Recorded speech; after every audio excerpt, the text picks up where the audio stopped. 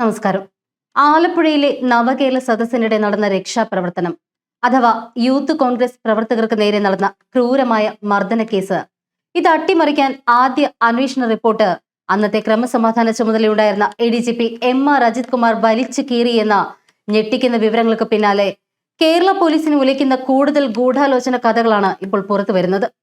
നിലവിലെ ഇന്റലിജൻസ് മേധാവി P വിജയനെ മുൻപ് സർവീസിൽ നിന്ന് സസ്പെൻഡ് ചെയ്തതിലേക്ക് നയിച്ച സംഭവങ്ങളിലും സമാനമായ റിപ്പോർട്ട് കീറൽ അട്ടിമറി നടന്നതായിട്ടാണ് ഇപ്പോൾ ആഭ്യന്തര വകുപ്പിൽ നിന്ന് പുറത്തുവരുന്ന സൂചന. തനിക്ക് താല്പര്യമില്ലാത്തതും ഉന്നതരുടെ രാഷ്ട്രീയ താല്പര്യങ്ങൾക്ക് വിരുദ്ധവുമായ റിപ്പോർട്ടുകൾ താഴെത്തട്ടിലുള്ള ഉദ്യോഗസ്ഥരെ ഭീഷണിപ്പെടുത്തി തിരുത്തിക്കുന്നതും കീറിയെറിയുന്നതും ADGPയുടെ പതിവ് ശൈലിയായിരുന്നു. ഈ ആക്ഷേപമാണ് ഇതോടുകൂടി ശക്തമാകുന്നത്. നവകേരള മർദ്ദന കേസിന് പുറമെ ഏറെ വിവാദമായ എലത്തൂർ തീവണ്ടി ആക്രമണ കേസിലെ അന്വേഷണ റിപ്പോർട്ടും ഇത്തരത്തിൽ അട്ടിമറിക്കപ്പെട്ടതാണ് എന്ന വിവരം പുറത്തു വന്നതോടുകൂടി ആഭ്യന്തര വകുപ്പിൽ വൻ മിന്നൽ നീക്കങ്ങൾക്കാണ് കളമൊരുങ്ങുന്നത്. ഈ നീക്കങ്ങൾക്ക് പിന്നിലെ ചെന്നിത്തല എഫക്റ്റാണ് ഇപ്പോൾ പോലീസ് ആസ്ഥാനത്തെ പ്രധാനപ്പെട്ട ചർച്ചാ വിഷയം. കർശന നടപടികളുമായി മുന്നോട്ട് പോകാനാണ് ആഭ്യന്തരമന്ത്രി രമേശ് ചെന്നിത്തലയുടെ നീക്കം.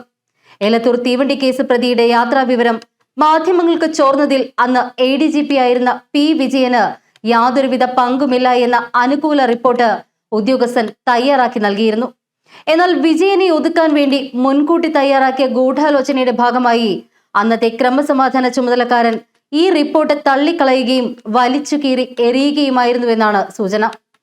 തൊട്ടു പിന്നാലെ തന്നെ വിജയനെ പ്രതിക്കൂട്ടിലാക്കിക്കൊണ്ട് പുതിയൊരു റിപ്പോർട്ട് ചമയ്ക്കുകയും ഇതിന്റെ അടിസ്ഥാനത്തിൽ അദ്ദേഹത്തെ സർവീസിൽ നിന്ന് തന്നെ സസ്പെൻഡ് ചെയ്യുകയുമായിരുന്നു. നിലവിലെ ഇന്റലിജൻസ് മേധാവി P വിജയനെ മുൻപ് സർവീസിൽ നിന്നും സസ്പെൻഡ് ചെയ്തതിലേക്ക് നയിച്ച സംഭവങ്ങളിലും സമാനമായ റിപ്പോർട്ട് കീറൽ അട്ടിമറി നടന്നതായിട്ടാണ് ഇപ്പോൾ ആഭ്യന്തര വകുപ്പിൽ നിന്ന് പുറത്തു വരുന്ന സൂചന. തനിക്ക് താല്പര്യമില്ലാത്തതും ഉന്നതരുടെ താല്പര്യങ്ങൾക്ക് വിരുദ്ധവുമായ റിപ്പോർട്ടുകൾ ഉദ്യോഗസ്ഥരെ ഭീഷണിപ്പെടുത്തി തിരുത്തിക്കുന്നതും കീറിയെറിയുന്നതും ADGPയുടെ പതിവ് ശൈലിയായിരുന്നു.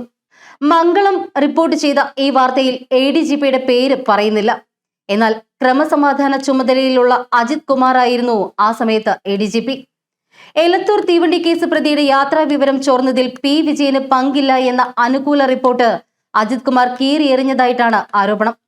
തൊട്ടു പിന്നാലെ തന്നെ വിജയന് സസ്പെൻഷൻ നടപടിയും വന്നു. രക്ഷാപ്രവർത്തന കേസിലും സമാനമായ ആരോപണം തന്നെയാണ് അജിത് കുമാർ നേരിടുന്നത്.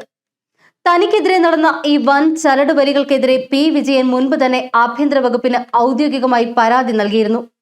എന്നാൽ മുൻ ഇടത് സർക്കാരിന്റെ കാലത്ത് ഈ പരാതി പൂഴ്ത്തപ്പെടുകയായിരുന്നു. എന്നാൽ നിലവിൽ UDF സർക്കാർ അധികാരമേൽക്കുകയും P വിജയൻ ഇന്റലിജൻസ് മേധാവിയായി തുടരുകയും ചെയ്യുന്ന ഈ സാഹചര്യത്തിൽ ഈ പരാതി ഇനി ആഭ്യന്തര വകുപ്പിന് മുക്കാൻ കഴിയില്ല.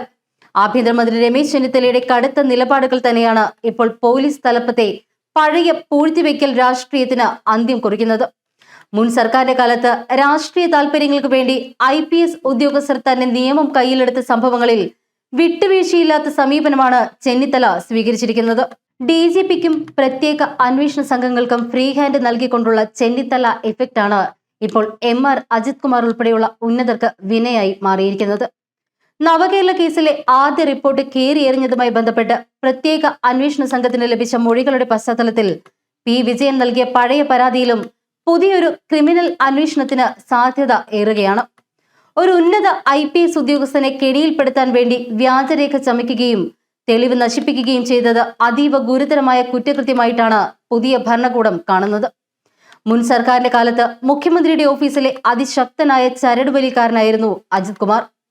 തനിക്ക് താല്പര്യമില്ലാത്ത ഉദ്യോഗസ്ഥരെ വേട്ടയാടാൻ ഔദ്യോഗിക പദവി ദുരുപയോഗം ചെയ്തുവെന്ന് വ്യക്തമാക്കുന്നതാണ് പുറത്തുവരുന്ന വിവരങ്ങൾ.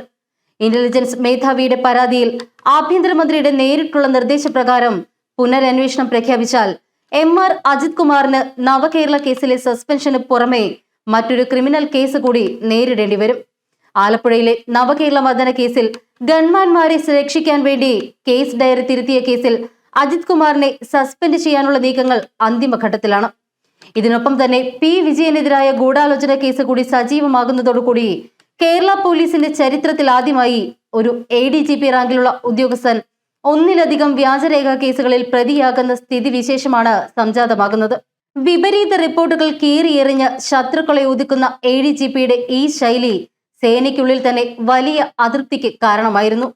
മുൻ സർക്കാരിന്റെ കാലത്തെ ഇത്തരം രാഷ്ട്രീയ പ്രതികാരങ്ങളും ഒത്തുകളികളും നിയമത്തിന് മുന്നിൽ കൊണ്ടുവരുന്നതിലൂടെ ആഭ്യന്തര വകുപ്പിൽ വലിയൊരു ശുദ്ധീകരണത്തിന് തന്നെയാണ് മുഖ്യമന്ത്രി വി.ഡി. സതീശനും ആഭ്യന്തരമന്ത്രി രമേശ് ചെന്നിത്തലയും ലക്ഷ്യമിടുന്നത്.